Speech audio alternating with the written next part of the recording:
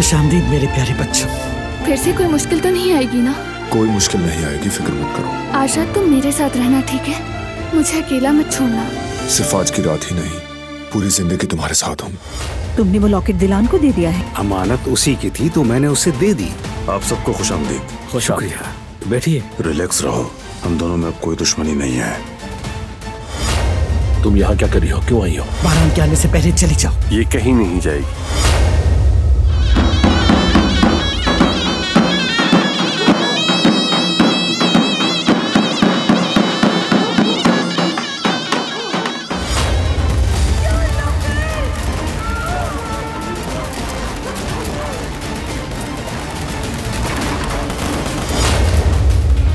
वो कहानियाँ अधूरी जो न हो सकेगी पूरी, उन्हें मैं भी क्यों सुनाऊं, उन्हें तुम भी क्यों सुनाओ।